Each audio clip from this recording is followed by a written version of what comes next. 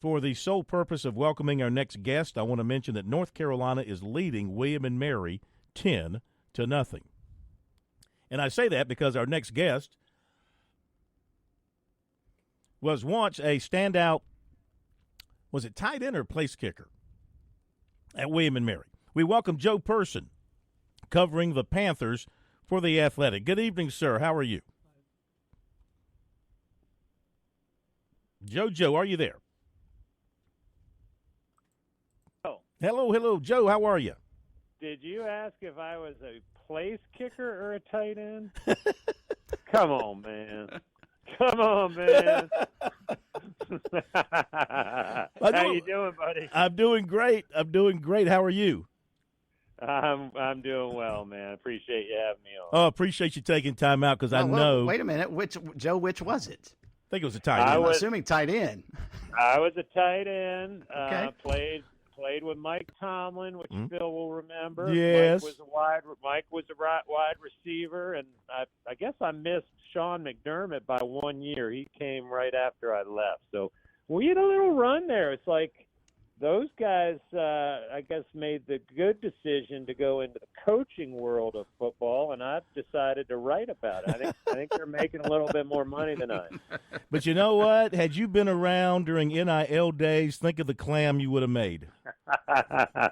Yeah. I think like Ye Old Cheese Shop in Colonial Williamsburg might have given me a sweet NIL deal. All right. Well, first of all, thank you so much for joining us. We wanted to give you a little bit of time. Have you recovered from the draft and the free agent signing frenzy that followed? Yeah, it was a weird night. I guess just about a week ago, last Thursday, because we sat at the stadium. Those of us who covered it, and it was quite a different scene than a year ago. Of course, they had the number one pick. They had a draft party. David Tepper addressed the crowd. There was a band. The other night, last week, Phil and Chris, it was like 8 of us there among the media, and for 3 hours and 50 minutes, it was sitting around waiting for round 2 when we thought the Panthers would pick. But then Dan Morgan, as you guys know, gets in touch with his old buddy Brandon Beane. The two were together here in Carolina, then in Buffalo, and they work out that deal where they jump up and get the Gamecock, who I had mocked Leggett to the Panthers a couple different times. I thought it'd be at 33 or even 39, but they got the guy they wanted. What did they like in Xavier? So they like his versatility. And I remember, I forget if it was Dave Canales or Dan Morgan or both of them talk. I think it was Canales. He was saying he catches the short crossers. He can get open deep. They can give him the ball. I think the Gamecocks did this some, give him the ball in the running game on jet sweeps. And Canales said, those are all things we have in our offense that we like our receivers, our especially our featured receivers, to do and be able to do. And he's already got them. And Canales also gave a lot of credit to that pro-style offense that is it pronounced Logains, the offense coordinator for the Dowell Loggins. Loggins. Yeah, like Loggins in Messina without the Messina. Okay, well, yeah. Dave Canales, of course, knew Loggins from their time together in the NFL. Never worked together, but and he thought that Leggett and really that whole offense, Spencer Rattler included, benefited from that pro-style offense that Loggins brought in there. As you look through the entire draft list for the Panthers, obviously you start at number 1 and everybody is excited about number 1, but you got to also think about the rest. But as you look at the list, did they miss, in your opinion, on anybody? Does everybody that they drafted have a chance to make this roster? I don't know about the day 3 guys. Those are such a dart throw. Who knows? Possibly. They got a defensive tackle from Mississippi State, Crumity. I actually would have liked them to have gone after an edge rusher there late in day 3, just because I feel like if you're going to throw a dart, you probably got a little bit chance of an upside pick in an edge rusher. They didn't get a corner, and this was interesting because excuse me, they did get a corner, but they got a guy in day 3, Shaw Smith-Wade out of Washington State. He's a small guy. He looks like he's a guy that's going to play nickel, and it just keeps leading me back to think that they're eventually going to bring Stephon Gilmore back here to Carolina. As you know, he played here half of the 2021 season. And, I asked Dan Morgan about that after the draft. Like, is there still a spot on this roster for Gilmore? And he didn't back down from it. He said, we got to circle back with him, kind of see where things stand with him, where things stand with us. And so it feels like it's inevitable, but it may not happen. I mean, Gilmore may have other options. But that's certainly a possibility. Mm-hmm. Joe Person of The Athletic covers the Carolina Panthers, joining us here tonight on Sports Talk. And, Joe, I wanted to follow up on your thoughts about Jaden Crumedy.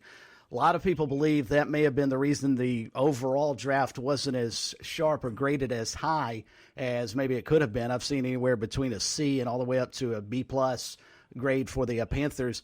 What are his deficiencies, if he has some, and why aren't people maybe as high on him as you would like for a guy who played in the FCC? Well, he played a long time. I think he spent 6 years in Starkville. Of course, there were so many of those guys that, that's persistence, right? That COVID era is so weird. And this was true of a couple guys they drafted last year too, that come out as 24-year-old rookies, and that's fine. But for a guy who was there that long, I didn't think his production was all that spectacular, nor was his tape. But like I say, they saw something they liked. They had a need for a rotational guy, not necessarily a starter. After they signed Derek Brown to the big money extension, and they signed Ashawn Robinson in free agency, the former Alabama D tackle. So, but Crumedy may slide in there, as I say, as a backup who plays 20, 25 snaps a game. But the day 3 guy, was it day 3? Yeah, right at the start of day 3, the guy I really like was the Texas tight end, Sanders. They got him at 101. I think there's some teams that were interested. It was the very first pick of day 3, and I think there were some teams interested in coming up, and they held on to it and took Sanders, who just a lot to like with him as a receiving tight end, which this franchise has kind of lacked ever since Greg Olsen moved on and then retired. They also traded, the Panthers did, up to get a Texas running back in Jonathan Brooks. Good move, do you believe, to move up to number 46 to grab him before it appeared the Dallas Cowboys were going to?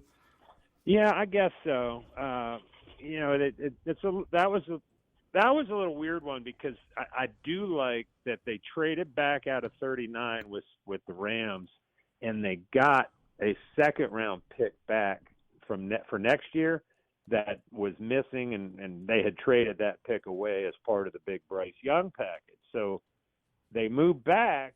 Well, then they moved forward a few spots to get Jonathan Brooks.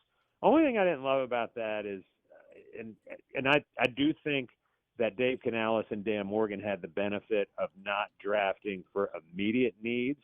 I think the fact that I know Canales got a 5 or 6 year deal.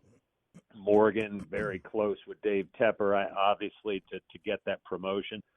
So Brooks has this ACL. He's coming off an ACL, so you wonder when he'll be healthy this year. But like I say, I think a couple of these moves they made, including the Kentucky linebacker Trevin Wallace, were made with a year or two down the line, down the road, and kind of bigger picture draft picks. Wanted to get your take on somebody who was not drafted, was signed as an undrafted free agent from the state of South Carolina, another wide receiver, and Sam Pinckney, who grew up in Greenwood and finished his collegiate career at Coastal. What kind of shot do you believe he has of making the club? Well, I mean, that's a position group that they have turned over. I mean, they let DJ Chark leave in free agency. They traded for Deontay Johnson. They let Laviska Shenault leave in free. point being is, like, I think it's everything's on the table with a clean slate with this new coaching staff at that position, and particularly because they did see the deficiencies, especially in terms of separating from coverage, that last year's receiving corps had. And so, yeah, I think Pinckney, he'll get a look at camp, but even before that, next weekend they'll have their rookie mini camp. The guy, the undrafted guy, I've got a story coming out tomorrow on that I think is kind of an interesting story, is the thicker kicker from the SEC. You guys know him. Yep. Harrison Mevis, 6 foot, 241 pounds, and he had some big kicks in his career. He had a tough miss at Auburn. They had a chance to beat Auburn in 2022, I think SEC opener. But always interesting to write about kickers, especially ones with an interesting backstory. Couple more moments with Joe Person, the Athletic, covering the Panthers. All right, off the draft, Clowney, what are you expecting Clowney to do for the Panthers? Well, he gives them, like, that defense some legitimacy because they had, they had taken a lot of hits personnel-wise early in free agency, where they trade Brian Burns. They lose Frankie Louvu to the Washington Commanders in free agency. They trade Dante Jackson.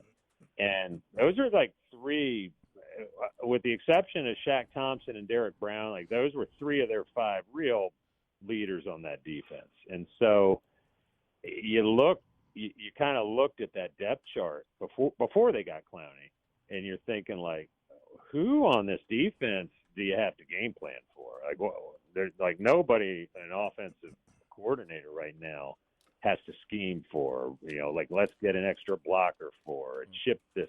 Well, now they do, because Clowney, even at 30, 31 years old, is last year he proved it in Baltimore. He played at a very high level, stayed healthy, which he hadn't done. And, we'll see. I mean,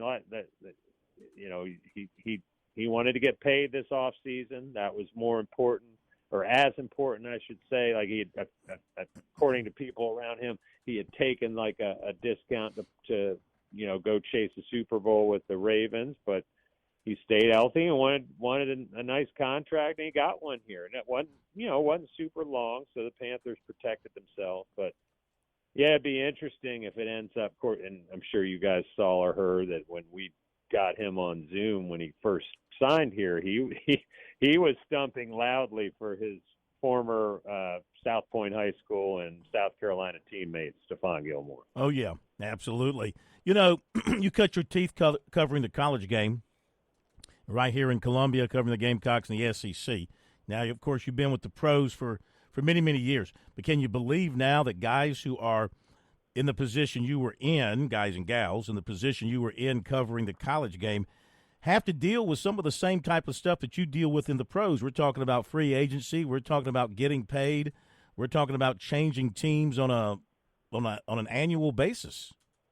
It's crazy. It is, and I know you are as close to that stuff as anybody. I can imagine how it's changed your reporting, and you finding out who's getting this deal and where and what. But I mean, I think let alone, never mind reporters for a minute. I mean, you think of these coaches, and you've heard. I mean, I've talked to agents who represent some college coaches, and they've said, like, a lot of my college guys want to get to the NFL because yeah, it's kind of, they're doing it anyway, and you're recruiting year round. You're recruiting guys, coming out of high school, then you're recruiting guys in the portal, then you're recruiting your own players not to jump in the portal. Yeah. So it's a lot. I'm kind of glad I'm not messing with that, buddy. Absolutely. At least where you are, you got some rules. You got some guardrails. You got some things in place. Before we let you go, I've heard a rumor about a hard-throwing right-hander there in the Charlotte area, up-and-comer. Need to keep an eye on. Baseball ranks. Got a big, strong right arm and throw. Yeah, you're nice. Hits left-handed. You're nice to even mention him. Yeah, like for your listeners, Phil had texted me last night, and I said, "Man, I can't do it tonight. I'm going to a baseball game," and it was my kid who was on the mound, and I let Phil know today. I'm going to let all the your listeners across the Carolinas know that young John Person got himself a no-hitter in the conference tournament semifinal. Whoa, sweet! How about that? Excellent. Does he pitch for Myers Park? He does. And I was going to tell you here, and I'm going to tell you something, Phil. You probably already know. All right. But one of his buddies is getting recruited by the Gamecocks for football for Myers Park. He plays football and baseball. A 2026 defensive end, Rodney Dunham. Rodney Dunham out of Myers Park. I had a buddy of mine in college was a Myers Park graduate way back in the day, so I have a thing for Myers Park. That's an old-time downtown Charlotte school. Well, maybe not necessarily downtown, suburban school? In town. In town. Yeah.